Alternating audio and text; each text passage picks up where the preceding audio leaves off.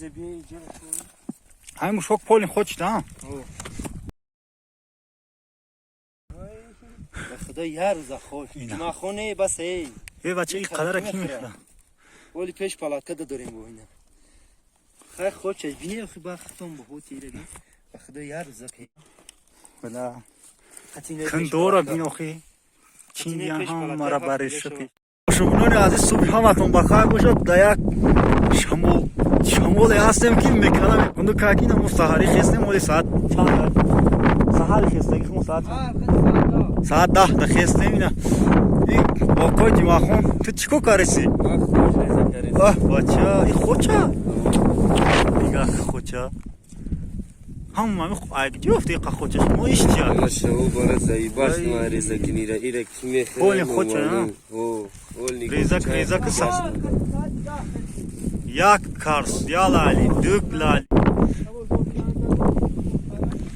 یا اللهشون گیریونی ساعتی 10 خسته همه چیشون تیاره سهر خسته بیان اینا خایمه چشم ولی باید بردگه میرم همه تماشا میرم با میبیم بای کرد خود میخوریم با خودخوری را لسیم اینا خود شما قریب تیار شید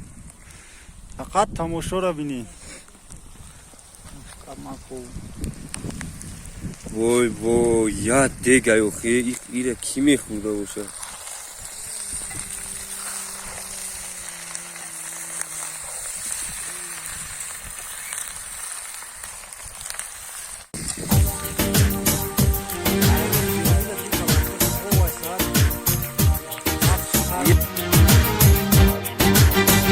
بیابون دیده خوشبینه به دنیا بنگری